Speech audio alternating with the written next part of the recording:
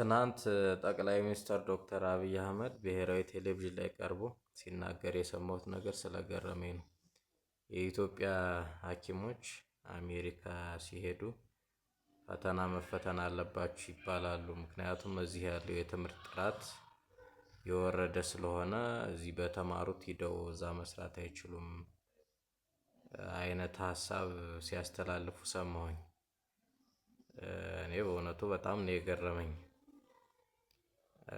ምክንያቱም ልክ ነው፣ እዛ ሂደው ፈተና ተፈተኑ ይባላል። ግን ምንድነው ማንኛውም ከሌላ ሀገር የሄደ ዶክተር አሜሪካ ሐኪም ሆኖ ለመስራት ወይም ፕራክቲስ ለማድረግ ያው መጀመሪያ ዩኤስኤምኤል የሚባለውን ኤግዛም ወይም ዩናይትድ ስቴትስ ሜዲካል ላይሰንሲንግ ኤግዛም የሚባለውን ተፈትኖ ነው ከየትም ሀገር ከአውሮፓ የሚሄድ ከአፍሪካ የሚሄድ ከየትም የግድ ያን ተፈትኖ ነው የሚገባው ማለት ነው። ያን ያልፋል፣ ስፔሻላይዝ ያደርጋል፣ እዛ ዶክተሩን ይሰራል። የሚገርመው ግን ጠቅላይ ሚኒስተሩ በተናገሩት ልክ ሳይሆን ያለው እውነታ በተቃራኒው ነው። ሰቃይ ሆነው የሚያልፉትና በጣም ከሚፈተነው አብዛኛው የሚያልፈው ከየት ሀገር የሚፈተኑት ነው ብለን ብናይ ከኢትዮጵያ የሚፈተኑ ሐኪሞች ናቸው። ሰቃዮችም አብዛኞቹም ከሚፈተኑት ያን ኤግዛም የሚያልፉት የኢትዮጵያ ዶክተሮች ናቸው። ስለዚህ ምናልባት ዶክተር አብይ ከተናገረው ተቃራኒ ነው። ምናልባት ኢትዮጵያ ውስጥ ትንሽም ቢሆን የትምህርት ጥራት አለ ከተባለ በነገራችን ላይ ያለው የሕክምና ትምህርት ቤቶች ላይ ወይም ሜዲካል ስኩሎች ላይ ነው ብል ማጋነን አይሆንም። ይሄ ደግሞ ምክንያቱ ሕክምና ትምህርት ቤት ላይ ያሉ የአስተማሪዎቹና የተማሪዎቹ ጥራት በጣም ከፍ ያለ ስለሆነ ነው እንጂ ሀገሪቱ ለትምህርት ጥራት የሰጠችው ትኩረት ያን ያክል ከፍ ያለ ሆኖ አይደለም። ስለዚህ ታዲያ የኢትዮጵያ ሐኪሞች ተፈትነው አብዛኞቹ የሚያልፉ ከሆነ ሃይ ስኮረር ከሆኑ ለምን አይሄዱም የሚል ጥያቄ ሊነሳ ይችላል። በእርግጥ በጣም ብዙ ዶክተሮች ሂደዋል ከዚህ በፊት፣ አሁንም ይሄዳሉ። ግን ትልቁ ተግዳሮት ምንድነው? ሁለት ነገር ያስፈልጋል ያን ፈተና ለመፈተን። አንደኛ የፋይናንስ የገንዘብ አቅም ነው።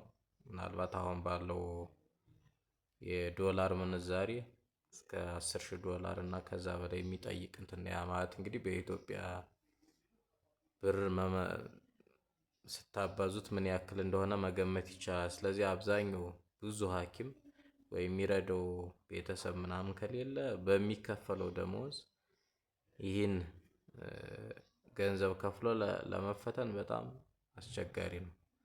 ሁለተኛው ነገር ምናልባት አሁን ላይ መሻሻል ነገር አለው። ያው ኦሪጂናል ዲግሪ ያስፈልጋል ያን ፈተና ለመፈተን። ኢትዮጵያ ውስጥ ባለው የጤና ሲስተም ደግሞ ያው እንደተመረቅ ኦሪጂናል ዲግሪህን አታገኝም። አሁን ምናልባት ያው የተወሰነ ገንዘብ ከፍሎ ምናምን ኮስት ሼሪንጉን ከፍሎ ማውጣት ይቻላል ይመስለኛል። በፊት ግን ለምሳሌ በኢትዮጵያ አቆጣጠር 2009 ላይ ስንመረቅኛ ኦሪጂናል ዲግሪህን ለመውሰድ 420,000 ብር መክፈል ይጠበቅብሃል። እንደዛ ከፍለው የወሰዱ ልጆች እናውቃለን፣ የወሰዱ ሰዎች። አብዛኛው ሰው አይደለም ያን 420 በዛ ጊዜ በ2009 420,000 ብር ከፍለ ያን ዲግሪ ማውጣት አትችልም አብዛኛው ሰው። ስለዚህ ያለው አማራጭ ግድ ወጥተህ ማገልገል ነው።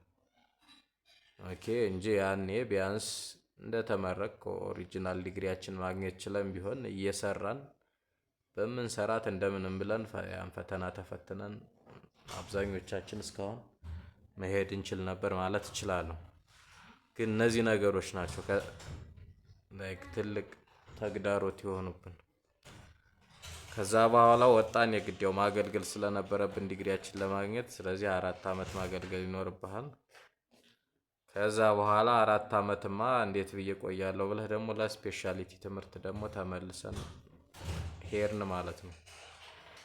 ዘን ስፔሻሊቲ ተምረህ ስትመለስ ደግሞ የእሱ ግዴታ ደግሞ ሌላ ይጨመራል። ስለዚህ የኢትዮጵያ ሐኪሞች ወይም ዶክተሮች ተፈትነው እንዳይሄዱ ያደረጋቸው የእውቀት ማነስ ወይ የብቃት ማነስ ሳይሆን እነዚህ ሁለቱ ነገሮች ናቸው። አንደኛ ኢኮኖሚ ነው፣ ሁለተኛ ዲግሪ በጊዜው ኦሪጂናል ዲግሪ አለማግኘት ነው።